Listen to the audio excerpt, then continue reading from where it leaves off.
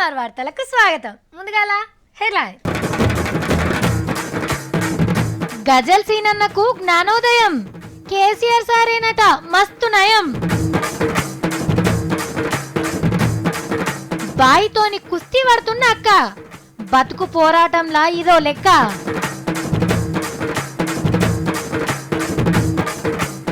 పాత బిచ్చగాళ్లకు కొత్త బొచ్చెలు, గిన్నెల మీద ఉండద్దట మచ్చలు.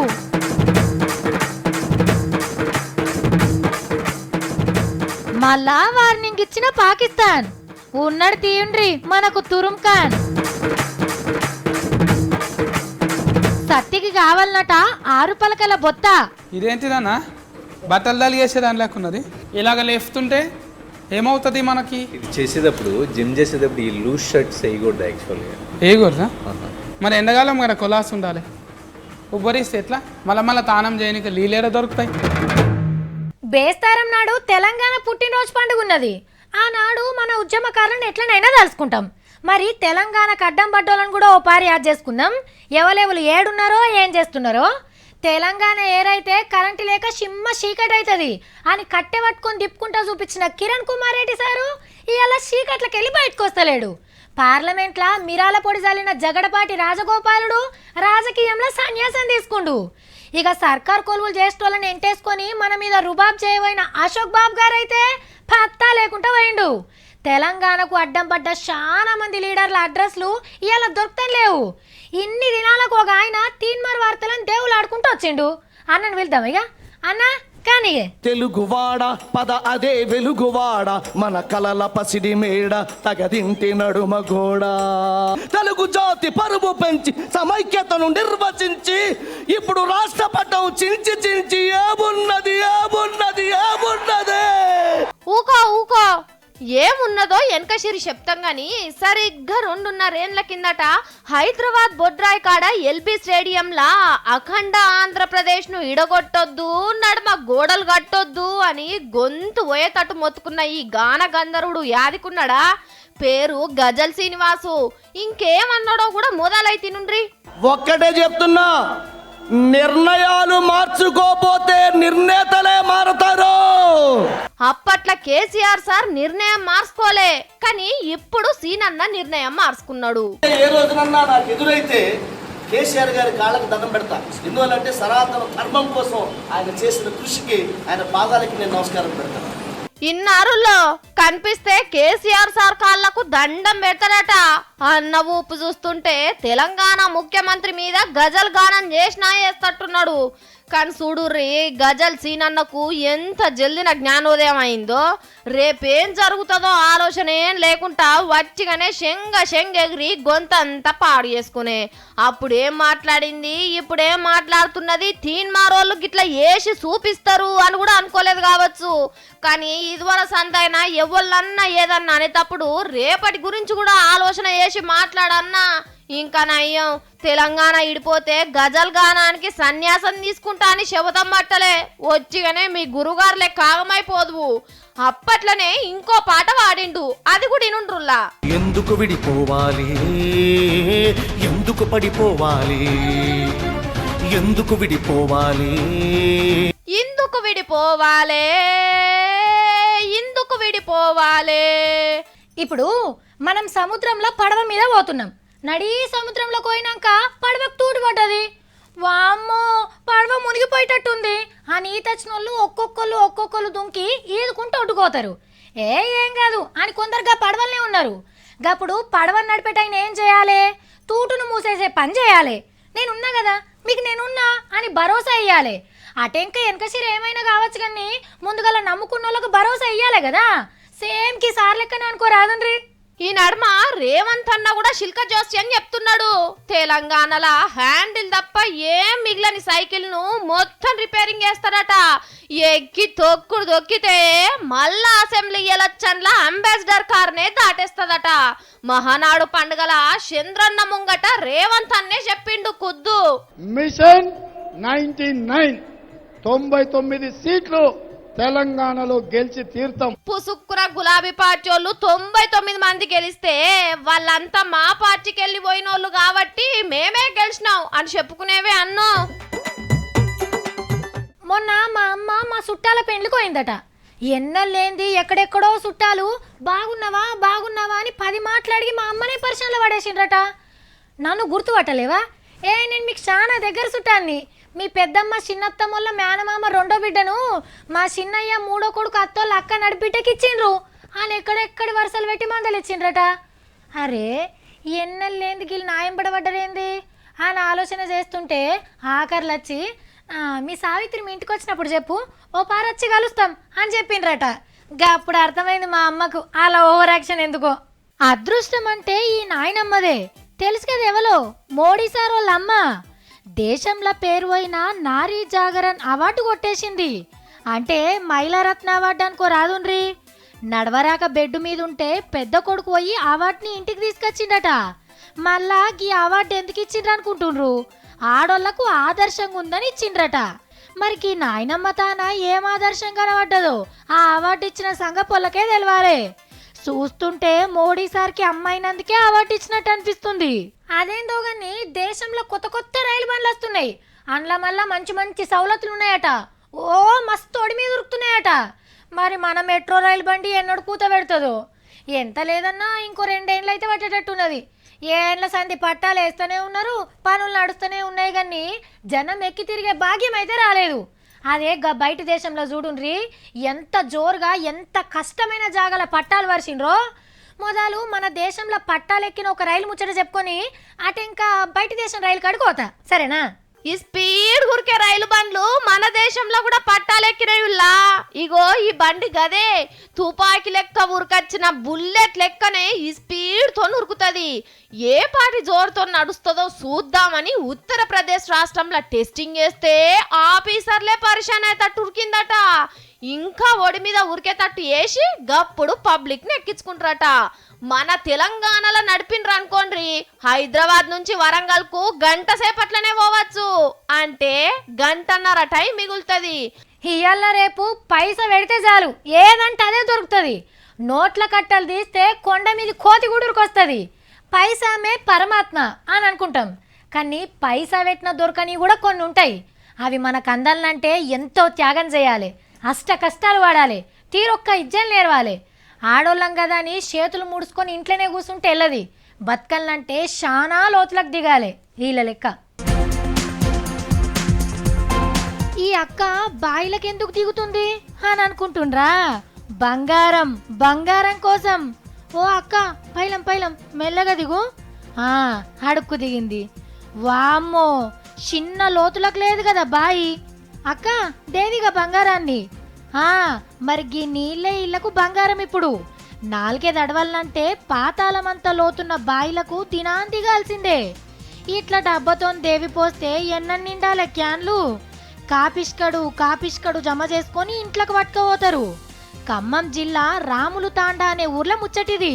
చుట్టుముట్టున్న 4-5 తాండాలకు గీ బాయి నీళ్ళే జీవిగంజి. ఆడోళ్లకు పోరగాన్లకి ఇంకేం పని ఉంటది? పొద్దుగాల బాయి గడికి రావాలి, ఇట్లా నీళ్లు నింపుకొని పోవాలి.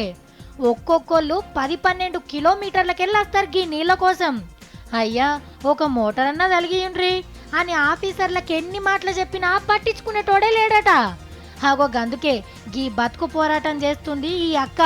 రోజు 40 అడుగుల బాయిలకు దిగి ఊట నీళ్లు చేదు వస్తుంది అందరికి.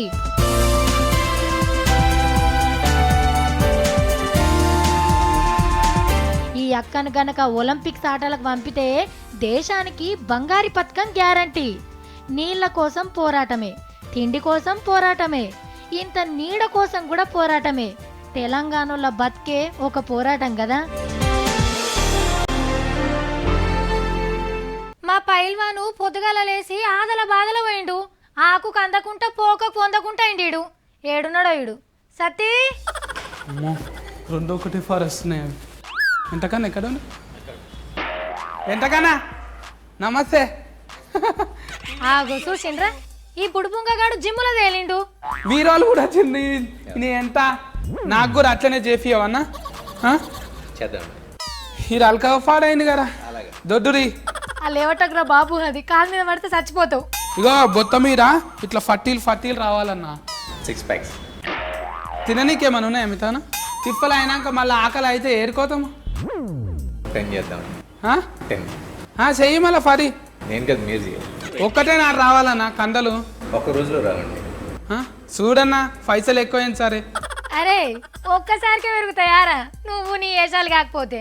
తువాలుందా నీ దాని చెమటలు వస్తున్నాయి. నేను ఫోటోలు వేసుకోలే ఇలా గాలి నోరుతో నీడు బతుకోనా.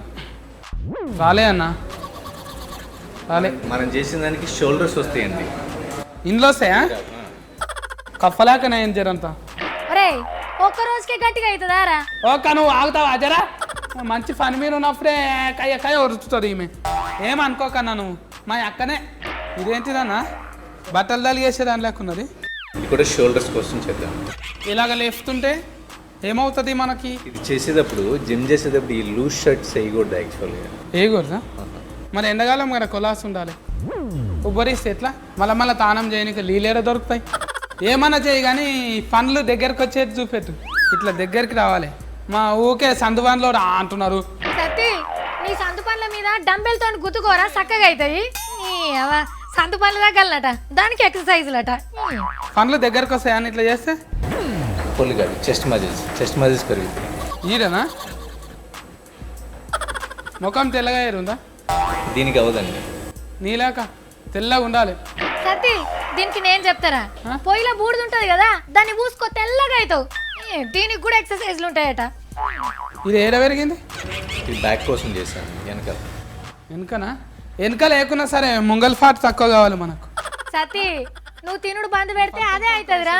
దినం కుండలు తింటావు, బొత్త పెరగకుంటే ఏమవుతుంది ఇంకా? ఎప్పటికి నా తిండి మీద వాడి ఏడుస్తావేంటి దాకా? ఊకే దిష్టికి పెడుతుంటావు. పొద్దుగాలని సంధి చేస్తున్నా ఒక్క ఫల్క కూడా రాలేదన్నా.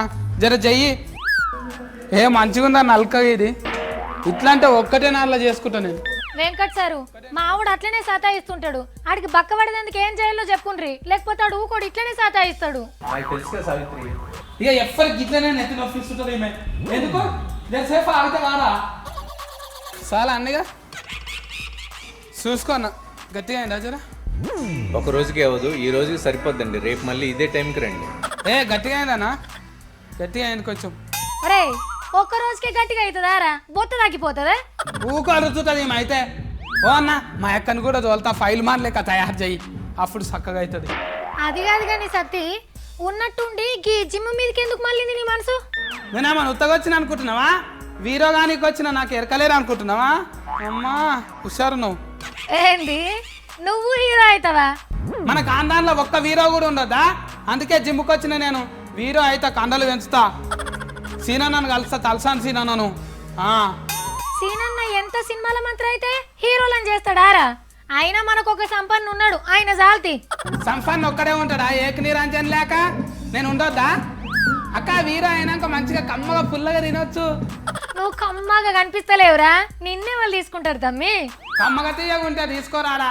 కాంతాలు పెంచాలి, అందుకే పెంచుతున్నా. ఏంటిది రజనీకాంతం సార్ లెక్క బాలకిష్టి సార్ లెక్క డైలాగులు కొట్టలేనా? ఓ వెంకటన్న ఆడి హీరో అయ్యేదాకా నేను సతాయిస్తాడు కావచ్చు. ఓ శంకరన్న నువ్వన్న సినిమా జల్దీన షురూ చెయ్యే. అన్నా ఫోన్ ఉందా నీ దగ్గర? ఒక సెల్ఫీస్ట్ ఫోటో దించు. మళ్ళీ కండలు పెంచినాక నీలాక అవుతా కదా. జిమ్ము చేయకముందు జిమ్ము చేసినాక అని ఫోటో పెట్టుకుందాం మనం. మంచిగా వచ్చింది. అబ్బా సెల్ ఫోన్లు సూపర్ వస్తున్నాయి ఉల్లా. ఈ స్మార్ట్ ఫోన్లు వచ్చినాక మస్తు మస్తు వార్తలు దొరుకుతున్నాయి. ఎన్నో ఏదో జరిగిందని మతలబ్ రాగానే ఆఫీస్లోకి వెళ్ళి కెమెరాలు ఎత్తుకొని ఆగమురుగుడు, ఒకళ్ళు నూకేసుకుంటే వీడియోలు తీసుడు, మళ్ళా వాటిని తెచ్చి ఆఫీస్లో మిషన్లకు ఎక్కించుడు. అబ్బో మస్తు పని ఉంటుంది. కానీ ఈ ఫోన్లు వచ్చిన కాడికి వెళ్ళి చాలా పని తప్పిందనే చెప్పాలి. ఏముంది, కెమెరా కట్ కొత్తితే చాలు సూపర్ బొమ్మలు రికార్డ్ అవుతున్నాయి. జనమే ఇలేకర్లు అవుతుండ్రు అనుకో రాదుండ్రి. వీడియోలు తీసుడు, ఫేస్బుక్లో పెట్టుడు. గట్లనే ఒక వీడియో వచ్చింది. మరి ఏం జరిగిందో ఇప్పుడు చూద్దాం. గీ పెద్ద మనిషి ఏం చేస్తుండో చూస్తుండ్రా? బూట్లను పాలిష్ చేస్తుండు. జర్రంత వెనకకేయి చూడుండ్రు ఎవరున్నారో. ముగ్గురు పోలీసు వాళ్ళు ముద్దుగా ముచ్చట పెట్టుకుంటుండ్రు. ఈయన పాలిష్ చేస్తున్న బూట్లు గీ పోలీస్ సింహాలయే. పోని గీ మనిషి పని ఇదేనా అంటే కాదు. ఫోన్ పోయిందని కంప్లైంట్ ఇస్తందుకు పోలీస్ స్టేషన్ పోతే ఫస్ట్ మా పాదాలు తొడిగే బూట్లు తుడుచుమన్నారట. పోలీస్ సార్లైరి చెప్పింది చేయకుంటే కంప్లైంట్ పట్టించుకోరని ఎండల కూర్చొని నల్ల బూట్లను తెల్లగా చేసిండు. ఉత్తమ పోలీసులకు పేరు పోయిన ఉత్తరప్రదేశ్ రాష్ట్రంలో జరిగింది. ఫిర్యాదు తీసుకునేందుకే గింత సేవ చేపించుకుంటే ఇక ఫోన్ దేవులాడాలంటే బట్టలు ఉతికిపిచ్చి ఇస్త్రీ కొట్టించి అవసరమైతే పాయికాన్లు కూడా కడిగిపిస్తారేమో. ఏం చేస్తాం మరి, మీరు మా రక్షకులు కదా సారు. అదే మా హైదరాబాద్లోనైతే సిఐ కుర్చీలో కూర్చోబెట్టి ఫ్రెండ్లీ పోలీసింగ్ చేస్తారు. కాకుంటే అందరికి కాదు, రౌడీలకు మాత్రమే. మనకేదన్నా బాధలు వస్తే గుడికోయి దేవునికి చెప్పుకుంటాం. దేవుడా దేవుడా నా కష్టాలన్నీ తీర్చు సామి అని ముడుపులు కూడా కడతాం. కోరికలు తీరినాక మళ్ళా గుడికోయి మొక్కును తీర్చుకుంటాం. కానీ ఒక గుడికాడ ఏమైందంటే మీరే చూడండి. అరే గీ గుడికాడేమో మంది గుడిండ్రు. అయ్యో అంజన్న కంట్లకెళ్ళి నీళ్లు కారుతున్నాయి. ఎందుకు ఏడుస్తున్నాడో అయ్యవారు నిలబడే చూస్తాండ్రు గాని ఊకుంచనని ఊకుంచలేరు. ఓ అక్క ఏమైందక్క గట్లేడిపిస్తుండ్రు దేవుణ్ణి? వార్షికోత్సవం చేయలేదండి, నిన్న చేయాల్సింది జరగలేదు. దాని గురించి కమిటీ వాళ్ళంతా అక్కడ కూర్చొని మాట్లాడు తాళం తీసి ఇట్లా చూసే లోపల అయ్యగారు దండం పెట్టుకుంటున్నారంట. ఎమ్మటే కళ్ళమ్మ నీళ్ళు వచ్చేస్తుంటే ఎమ్మటే మేము అక్కడ ఉన్న వాళ్ళ మొత్తాన్ని పిలిచారనమాట. పండుగ చేస్తామని చెయ్యనందుకు అంజన్ నేడుస్తున్నాడా? తప్పే కదమ్మా, మరి దేవుణ్ణి గట్ల ఏడిపియొచ్చునా? మొదలు పెద్దగా పండుగ చేస్తామని ముడుపు కట్టుండ్రి. మీరు చెప్తే వినకుంటే అయ్యవారితోని మంత్రంలో చెప్పిస్తే అంజన్న తప్పకుండా వింటాడు. ఖమ్మం జిల్లాల బ్రాహ్మణపల్లి అనే ఊళ్ళో జరిగిందుల్లా గిట్లా. మానవ సేవే మాధవ సేవ. ప్రార్థించే పెదవుల కంటే సహాయం చేసే చేతులే గొప్ప అంటారు. నిజమేనులా. అయ్యో ఆ నన్నుడు కంటే ఇంత ఆసరావుడే నయం కదా. ఈసారి కూడా అట్లేం చేసిండు, సాయం చేస్తున్నా అనుకున్నాడు, ఆసరైతున్నా అని మురిసిపోయిండు. కానీ అస్సలు ముచ్చట మర్చిపోయిండు. సాయం చేయాల్సిందే, కానీ ఏం సాయం చేస్తే అక్కరకొస్తుందో అదే చేయాలని మర్చిపోయిండు పాపం. వారెవ్వా పనిమంతుడంటే ఈయనే. పేరు భరత్. గుజరాత్ రాష్ట్రంలో వడోదర అనే పట్టణానికి మేయర్. ఈ వస్తువులన్నీ ఎవరి కోసం అని అనుకుంటుర్రా? బిచ్చగాన్ల కోసం. బువ్వ అడుక్కుంటందుకు కొత్త తట్టి, కూర అడుక్కునేటందుకు కొత్త కటోరా, నీళ్ల కోసం కొత్త గిలాసా పిరిగా వంచిండు బిచ్చగాళ్ళందరికీ. పాత గిన్నెలల్లో అడుక్కుంటుంటే అన్నకు నాదా అని అనిపించినట్టున్నది. నా ఏలువడిలా బిచ్చగాన్లకి ఇంతటి కష్టమా అని కొత్త గిన్నెలు కొనిచ్చిండు. ఇక పట్నం మీద పడి బాబా అని అడక్క తినాలి అన్నట్టు. అన్నా అంటే కోపం గాని కొత్త బిచ్చగాడు పొద్దెరగడు అన్నట్టు. ఏం పనే ఇది? నిన్ను మేయర్ని వేసింది బిచ్చగాళ్ళకు కొత్త బొచ్చలు కొనిస్తందుక. అడుక్కునేటోళ్ళు లేకుండా చేయాలి గాని గిట్లా గిన్నెలు గిలాసాలు వంచి పెట్టే వదలు ఏదన్నా పని చూపిస్తే ఏమాయనే. ఇంకనయ్యో అట్లనే చినిగిపోయిన బట్టలు పిరిగా వంచి ఎట్లా అడుకోవాలనో ట్రైనింగ్ క్లాసులు ఇప్పియలే. మా ఊర్లే పతేడు పోసమ్మ తల్లికి బోనాలు వేస్తారు. గిప్పుడే ముందు కానీ మా చిన్న ఉన్నప్పుడు చూడాలి. మంచిగా ఎడ్లకు తానాలు చేపించి అటు కొమ్ములకు రంగులు పూసి ఎడ్ల బండిని మొత్తం కలర్ కాగితాలతో అతకబెట్టేది. మొత్తం కొబ్బరి మట్టలతో సింగారిద్దురు. ఇక పొద్దుకే ముంగట బోనాలతోని బండ్లను కూడా గుడికాడికి కొట్టుకొచ్చేటోళ్ళు. గుడి చుట్టూ తిప్పి పలారం పంచి పెడితే ఆ సంబరమే వేరుండే. ఏమోనుల్లా ఎటు పోయినాయో గా రోజులు. ఓ ఊళ్ళో గిట్లనే బండ్లు కట్టిండ్రు. కాకుంటే పండగ కోసం కాదట. ఈ ఎడ్ల బండ్లను జోరుగా తయారు చేసిండ్రు. డప్పు సప్పులతోని పెద్దగానే ఊరేగింపు తీస్తుండ్రు. మెల్లగా మెల్లగా దాపెట్టద్దు, ఏటో గుంజుకపోతుంది. అరే ట్రాక్టర్లను కూడా సింగారించిండ్రు. ఇంటికో ట్రాక్టర్ ఉన్నట్టుంది. రైలు బోగిలు వచ్చినట్టే వస్తున్నాయి కదా. ఓర్ని మొగోళ్ళే బోనాలు ఎత్తుకుండ్రు. అరే ఇదేం పండగరో గమ్మతున్నది అని అనిపిస్తుంది కదా. ఇది పండగ కాదు, ఆనల కోసం దేవునికి పబ్బతి పడుతుండ్రు. కరీంనగర్ జిల్లా ఎల్లారెడ్డిపేటల ఊరోళ్ళంతా కలిసి మైసమ్మకు మారమ్మకు బోనాలు ఎక్కించి ఇట్లా ఎడ్ల బండ్లను ట్రాక్టర్లను తిప్పిండ్రు. మంచిగా ఆనలు పడి మంచిగా పంటలు వండితే పెద్ద పండగ చేస్తామని దేవుళ్ళకు ముడుపులు కట్టిండ్రు. రైతన్నలు మీ మొక్కులు ఒట్టిగానే ఏం పోతీండ్రి. ఈ తాపకు జల్దిగానే ఆనకాలం అందుకుంటదట. అయినా మీకెందుకన్నలు గింత శ్రమ? ఆనల కోసం మంత్రులు పెద్ద పెద్ద యాగాలు హోమాలు చేస్తున్నారు తీండ్రి. గజల్ సీనన్నకు జ్ఞానోదయం. కేసీఆర్ సారేనట మస్తు నయం. బాయితోని కుస్తీ పడుతున్న అక్క బతుకు పోరాటంలా ఇదో లెక్క.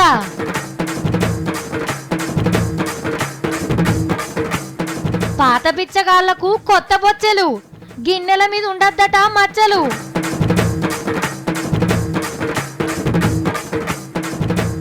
మళ్ళా వార్నింగ్ ఇచ్చిన పాకిస్తాన్ ఉన్నడు తీయండ్రి మనకు తురుం ఖాన్.